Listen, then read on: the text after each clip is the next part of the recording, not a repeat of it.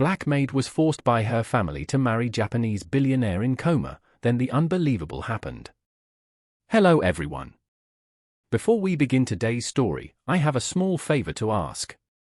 Please hit subscribe and turn on the notification bell so you never miss our channel's new videos. It's quick, free, and the best way to support us in bringing you more dramatic stories. Your support means the world to us. Where are you watching from? Drop your city or country in the comments below. Thank you very much. Now, let's return to our main character. The fluorescent lights of Mercy General Hospital buzzed faintly overhead, the sharp scent of antiseptic filling the halls. Outside the ICU doors, a storm lashed against the windows, rain sliding down the glass like a warning. Inside, 23-year-old Amora Johnson sat stiffly on a cold plastic chair, clutching the hem of her worn, simple dress so tightly her knuckles ached. Her family surrounded her, their designer suits and polished shoes an intentional reminder of what she was not.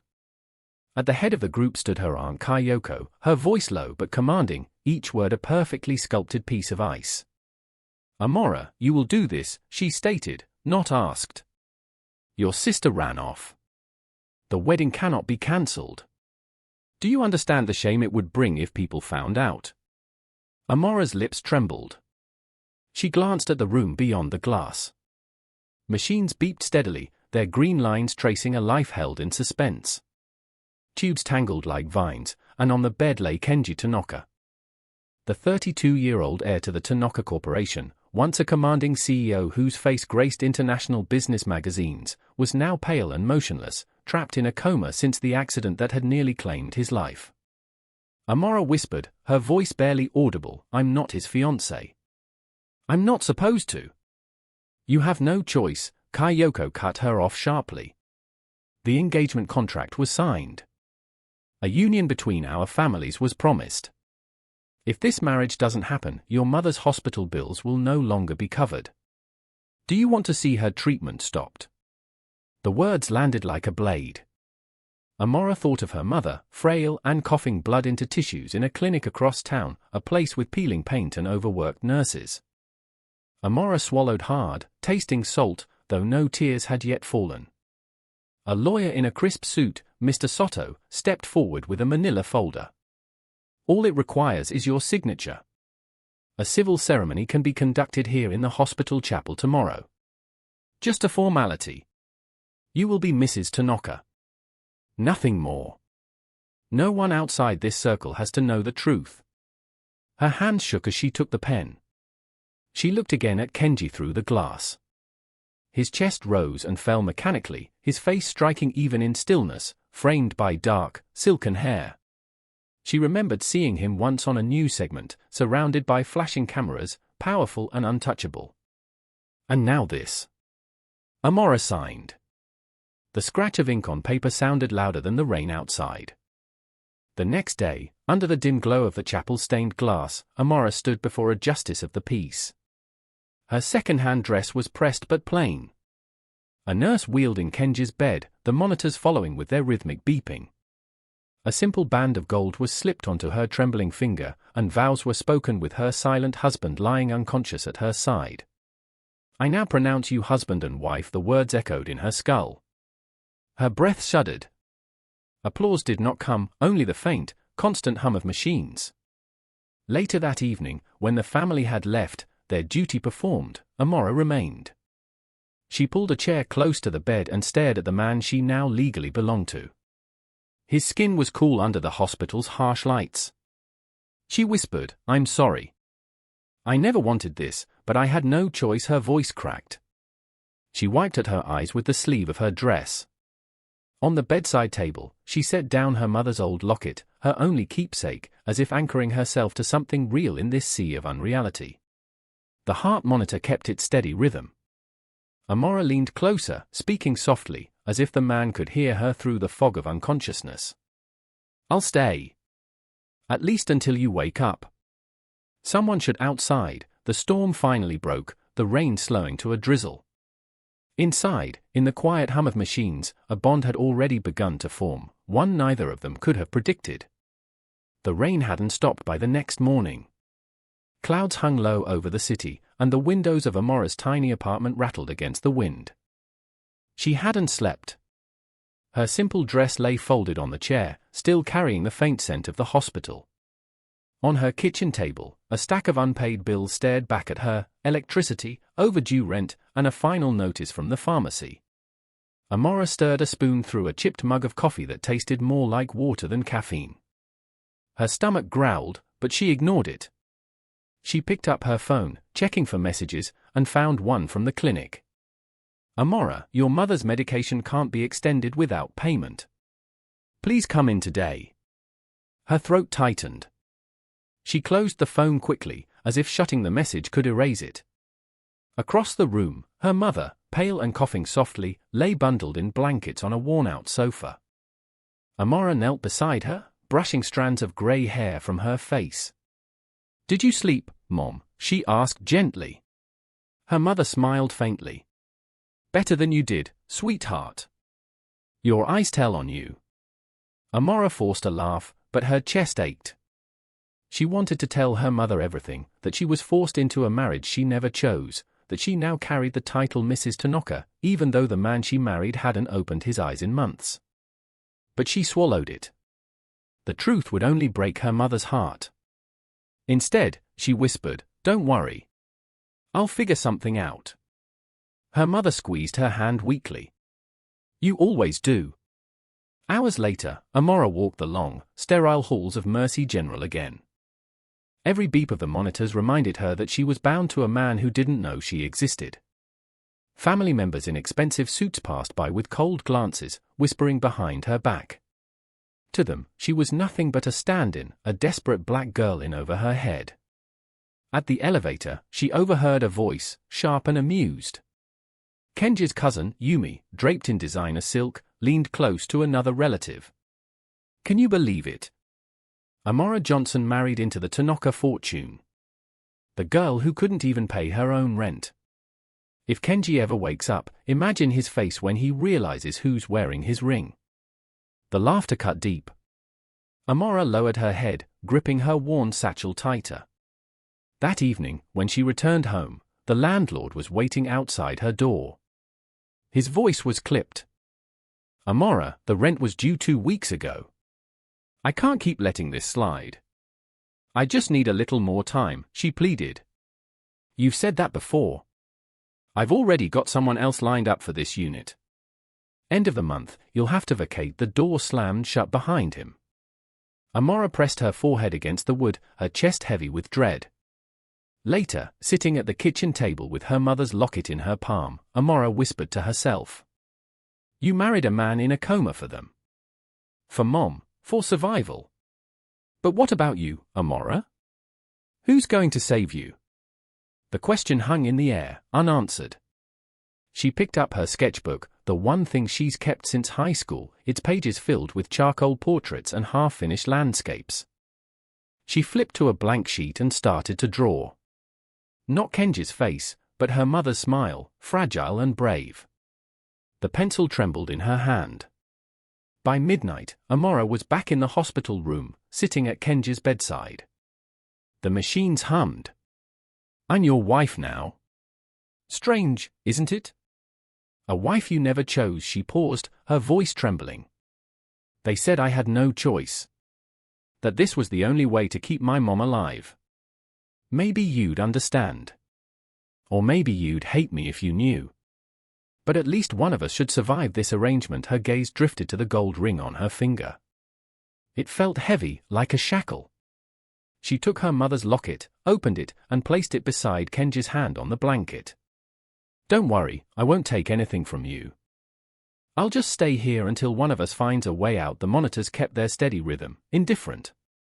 But somewhere in the silence, Amora felt the weight of her own promise settle like stone.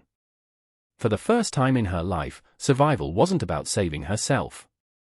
It was about keeping her mother alive, even if it cost her everything else. The morning sun struggled through grey clouds as Amora signed into the hospital visitor's log again. She had already memorized the rhythm of these halls, the squeak of shoes on linoleum, the smell of disinfectant, the way nurses' voices dropped when they passed her. She carried her satchel close, her sketchbook tucked inside along with her mother's unpaid prescriptions. When she stepped into Kenji's room, the machines greeted her with their familiar hum. The steady green line across the monitor was the only proof of his survival. She pulled the chair closer, her body heavy from another sleepless night. A soft knock broke the silence. A man in a grey suit, Mr. Soto, entered holding a clipboard. He didn't smile. "Mrs. Tanaka, I presume." Amora straightened, uncomfortable at the title. "Yes. I am Mr. Soto, legal counsel for the Tanaka estate." His tone was clipped, rehearsed. "We need to formalize certain agreements regarding your role as Kenji's spouse." Her stomach tightened. "Agreements?" He set the clipboard on the side table, flipping to the top page. "There are expectations. You will not make public appearances without approval. You will not interfere in corporate matters. You will maintain discretion about Mr. Tanaka's condition. And most importantly, you will not attempt to claim control of any assets. This marriage is recognized in law, yes, but practically." "I understand," she cut in, her voice low. "This isn't about money." For the first time, he glanced up, studying her face, perhaps expecting defiance. He found only exhaustion. He cleared his throat. "Good. Sign here to acknowledge." She hesitated, pen hovering over the paper. "And if I refuse?" "Then the estate withdraws financial support, including the arrangement covering your mother's medical care." Her chest tightened, but she signed. The ink bled into the paper, another chain locking her in place. Mr. Soto collected the forms without ceremony and left. Alone again, Amora exhaled sharply, her hands trembling. She turned toward Kenji, his face calm in its stillness. "Did you know they would do this to me?" she whispered. "Your family, your lawyers. They treat me like I'm invisible." Her voice broke. She rested her forehead against the side of the bed. "I didn't want your money. I only wanted my mother to live." That night, Amora stayed later than usual. She adjusted Kenji's blanket, careful with the tubes. The soft rhythm of his breathing, assisted by machines, filled the silence. She hummed under her breath, the same lullaby her mother once sang. Her sketchbook rested open on her lap, pencil lines capturing his profile. Each stroke felt strange, sketching a man who didn't know her name, whose hand bore a ring identical to hers. As she drew, she murmured, "If you wake up, Kenji, you'll probably hate me. You'll think I trapped you. But I swear I never wanted this." The following afternoon, Amora walked through the hospital cafeteria, her tray holding only a cup of soup and stale bread. She scanned the room, catching sight of Yumi again, laughing with another cousin. "Look at her," Yumi said loudly, not caring who heard. "Mrs. Tanaka, sitting there like she belongs. A charity case in second-hand shoes. I bet she doesn't last a month." Heat rose in Amora's cheeks. She turned away, swallowing her pride, but her chest burned. She reminded herself why she endured this, her mother's treatment, the promise she made. That evening, when Amora returned to Kenji's side, she noticed something different. His hand had shifted slightly, the fingers bent where before they were straight. She froze, her heart racing. "Kenji," she whispered. No response. The monitors beeped steadily, unchanged. She shook her head quickly, dismissing it as her imagination. Still, she reached out, gently touching his hand. It was warm, real, alive. A tear slipped down her cheek. She brushed it away and leaned closer. "If you can hear me, if there's even a chance. Please know I'm not your enemy. I'm just trying to survive." The machines kept their rhythm, indifferent. But Amora swore in that fragile moment that his hand twitched again. Small, almost invisible, but enough to stir a hope she never dared to hold. Back in her apartment later that night, Amora curled on the sofa beside her mother, who drifted in and out of shallow sleep. Amora didn't mention the twitch. She kept it locked in her chest, a secret between her and the man in the hospital bed. Her eyes closed, exhaustion pulling her under. For the first time since the forced wedding, her dreams were not of chains or contracts, but of a hand that might one day hold hers willingly. The storm outside had finally cleared, but inside Mercy General, Amora felt as though the sky had only grown heavier. Days stretched into weeks, marked not by calendar pages but by the steady beep of the heart monitor. She arrived every morning, her satchel heavy with sketchbooks and bills, and left every night when her mother's voice on the phone reminded her to get some rest. One morning, as she settled into her usual chair, a nurse poked her head in. "Mrs. Tanaka, the family requested you join dinner at the estate tonight." Formal attire. Amora blinked. "Dinner? Why me?" "Appearances," the nurse replied, shrugging. "They want to keep things neat for the press." That evening, Amora stood before the towering gates of the Tanaka estate. The mansion rose like something out of a museum, a blend of modern architecture and traditional Japanese gardens glowing under lantern light. She smoothed her thrift dress, borrowed heels pinching her toes. The butler led her inside, past walls lined with priceless art and crystal chandeliers that glittered as if mocking her. At the long dining table, relatives already waited. Yumi's smirk greeted her first. Aunt Kyoko sat at the head, her posture rigid, her voice cutting. "Amora. Finally. Sit." Amora obeyed, lowering herself onto the velvet chair. Before her was a spread of food that could pay her rent for months. She lifted her fork slowly, painfully aware of the eyes watching. "So," Yumi began, swirling her glass. "How does it feel to be Mrs. Tanaka? Quite an upgrade from your little apartment, I imagine." Amora stiffened. "I don't see it as an upgrade. It's just circumstances." Yumi laughed. "Circumstances? You mean fortune? Don't pretend this isn't the best thing that's ever happened to you," the table chuckled softly. Amora gripped her fork tighter but kept her voice even. "The best thing in my life is still my mother. And this marriage was never about fortune." The room stilled, surprise flickering across a few faces. Aunt Kyoko cleared her throat sharply, redirecting the conversation to company stocks. Amora lowered her gaze, her cheeks burning but her pride intact. Later, back in Kenji's hospital room, Amora exhaled, her nerves finally loosening. She opened her sketchbook, flipping past portraits until she found the page she began yesterday. Kenji's face stared back in charcoal lines, closed eyes, stillness captured in strokes. She set pencil to paper again. "You missed dinner," she whispered. "Your family paraded me like a pawn. But you know what? I didn't let them break me. Maybe you'd be proud of that. Or maybe you'd laugh at me. I don't know." She leaned closer, almost conspiratorial. "You know, Kenji, when I walked into that mansion, I felt like an imposter. But when I walked out, I realized something. I might not have their wealth, but I have something they'll never touch. My word. My dignity. And that's worth more than gold." The monitor beeped steadily, as if agreeing. Amora smiled faintly, though exhaustion tugged at her eyes. The following week, Amora noticed something undeniable. While adjusting Kenji's pillow, she felt pressure against her wrist. Slight but real. She gasped, staring at his hand. The fingers twitched again. Deliberate this time. "Kenji," her voice was a whisper, but her heart raced like thunder. The monitors remained steady. No alarms, no sudden spikes. But she knew what she felt.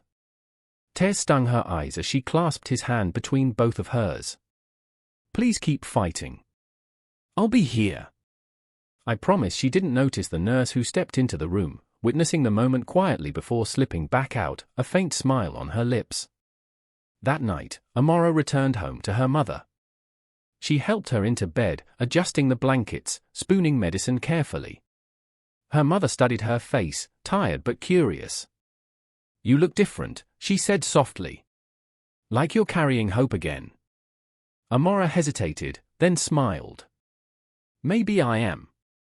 Her mother reached for her hand. "Whatever happens, remember you deserve more than surviving. You deserve to live." Amora squeezed her hand tightly, her chest aching with both love and fear. She didn't confess about Kenji's hand twitch. Not yet. Some secrets felt too fragile to expose. Back at the hospital the next day, Amora set her sketchbook aside and sang quietly, the same lullaby her mother once sang to her. Her voice wavered at first but steadied as the words filled the room. For a fleeting second, she swore Kenji's eyelids fluttered. Just once, barely noticeable. Her breath caught. She leaned closer, heart pounding. "Kenji, can you hear me?" No answer. Silence, save for the rhythm of the machines. But Amora couldn't shake the feeling that something inside him was stirring. For the first time, the weight of her forced marriage felt less like chains and more like a door, one she never expected might open. The news of Kenji's awakening spread like wildfire. Within hours, the once quiet hospital room was flooded with family, lawyers, and business associates. Cameras flashed in the hallway, reporters shouting questions that security quickly muffled. Amora stayed at his side, small and unnoticed, clutching her sketchbook like a shield. Aunt Kayoko pushed forward, her smile tight and rehearsed. "Kenji, thank God you're awake. The company has been waiting for your leadership. We must discuss the board meeting at once." Kenji leaned back against the pillows, exhaustion written across his face. "Not now." "But the shareholders?" I said, "Not now." His voice was still weak, but the authority in it silenced her. Chiyoko's eyes flicked toward Amora, narrowing with disdain. "And you? How convenient that you married into this family during his weakest moment. I should have known you'd cling like a leech." Amora's stomach twisted, but before she could respond, Kenji's gaze hardened. "Enough. She stayed when all of you left. Show her respect." The room stilled. Yumi let out a sharp laugh, breaking the silence. "Respect, Kenji? Do you even know who she is? That girl isn't the fiancée you promised to marry. She's her sister." Amora froze, blood draining from her face. Kenji turned to her slowly, his eyes questioning. "Is that true?" Her lips parted, but no sound came out. Kayoko seized the opening, her voice sharp. "Yes. Your real fiancé ran away, and this girl was shoved in her place. It was all arranged to protect your image, to keep the contracts valid. She tricked you, Kenji." The words hung heavy in the sterile room. Amora felt the walls closing in. She gripped the sketchbook tighter, her nails digging into the cardboard cover. Finally, she whispered, "I didn't trick you. I never wanted this. They forced me. My mother's treatment was on the line. I signed because I had no choice." Tears blurred her vision, but her voice grew stronger. "Every day since that wedding, I sat here with you. Not for money, not for them. For you. Because I couldn't leave you alone." Silence followed, broken only by the steady beep of the monitor. Kenji's eyes searched hers, conflict flickering in their depths. His jaw tightened. "I need time." The word sliced deeper than any insult. Amora nodded, backing away from the bed. Her chest burned as she pushed past Kayoko and Yumi, their triumphant smirks following her out the door. That evening, Amora sat alone in her apartment, the locket clutched in her palm. Her mother slept peacefully in the next room, unaware of the storm tearing through her daughter's heart. Amora opened her sketchbook, staring at the half-finished portrait of Kenji. The lines blurred as her tears fell onto the page. "You woke up, Kenji," she whispered into the silence. "But maybe it would have been better if you hadn't. You looked at me like I was just another lie." Her phone buzzed. A message from Yumi. "Leave quietly and we'll keep paying for your mother. Stay, and you'll both regret it." Amora closed the phone with trembling hands. She leaned back, eyes on the ceiling, torn between fear and the faint spark of hope that Kenji might see the truth one day. The boardroom at Tanaka Corporation gleamed with glass and chrome, its long-polished table crowded with shareholders and relatives. Kenji, still pale but upright, sat at the head in a tailored suit. His presence commanded the room, though the faint stiffness in his movements revealed how recently he had left the hospital bed. Amora stood quietly near the door, clutching her sketchbook like armor. Aunt Kyoko cleared her throat, her voice carrying across the table. We must address the obvious. Kenji, while you were incapacitated, this marriage was arranged under questionable circumstances. For the sake of the company's reputation, it should be annulled immediately. Murmurs rippled through the room. Yumi leaned forward, her eyes sharp. She deceived you, Kenji. The press will devour this if they learn your wife isn't the woman you promised to marry. Amora's cheeks burned. She wanted to shrink back, to disappear. But Kenji raised his hand, silencing them all. His eyes settled on Amora. Is that what you believe? That she deceived me? The room waited. Amora swallowed hard, stepping forward. Her voice trembled, but she forced it steady. I never lied to you, Kenji. I never claimed to be someone else. They put me in that chapel, shoved a ring on my finger, and told me if I didn't go through with it, my mother would lose her treatment. I hated myself for agreeing, but once it was done, I couldn't abandon you. Not when you had no one else. She opened her sketchbook, flipping through pages filled with charcoal portraits, Kenji's face from every angle, drawn in long nights by his bedside. She placed it on the table, pushing it toward him. This is what I did when you slept. Not plotting, not scheming. Just sitting there, reminding myself that you were human, not just a name on a contract. Gasps circled the table. Even Kyoko faltered. Kenji picked up the sketchbook, flipping through slowly. His fingers lingered on the page where his hand was drawn, held in hers. His expression shifted, the hardness melting into something raw, unguarded. Finally, he looked up. While my so-called family negotiated profits, Amora sat beside me. She is the only reason I am here today. This marriage may have started under false pretenses, but the only deceit I see belongs to those who used a comatose man as a bargaining chip. He turned toward Kyoko, his voice cold as steel. From this day forward, she is my wife. Not a stand-in, not a pawn. And anyone who challenges her, challenges me. The boardroom fell silent. Yumi's smirk vanished. Chiyoko's face hardened, but she said nothing. Amora's breath caught. Relief flooded her, mingled with disbelief. For weeks, she had braced for rejection, but now, Kenji's words wrapped around her like armor. As the meeting dispersed, Kenji approached her quietly. Amora, I can't erase the way this began. But I want to choose now. I want to choose you. Her eyes stung with tears. She whispered, why? After everything. He closed the sketchbook gently, handing it back. Because you stayed. And in every one of these pages, I can see the truth. In that moment, surrounded by the remnants of power and wealth, Amora realized the contract that once chained her had transformed into something neither she nor Kenji could have predicted, a promise born of choice. The weeks after the boardroom showdown passed like a blur. The press speculated wildly, but Kenji shielded Amora from every question, every flashing camera. When reporters swarmed outside the hospital during a follow-up appointment, he took her hand firmly, declaring in front of them all, "This is my wife. I stand by her." The clip spread online, shocking those who had doubted her, silencing whispers that she was just a desperate stand-in. At home, in their quiet apartment, Amora watched the video once, then closed the laptop quickly. She wasn't used to being defended. All her life she had been the one fighting, bending, sacrificing. Now, someone was fighting for her. Her mother's health improved as the best treatments continued without interruption. One evening, she clasped Amora's hand, smiling weakly. "I told you, sweetheart. You deserve more than survival. Look at you now." Amora pressed her forehead to her mother's. "I only got here because of him. Because he believed me when no one else did." One crisp autumn morning, Kenji invited Amora to the estate gardens.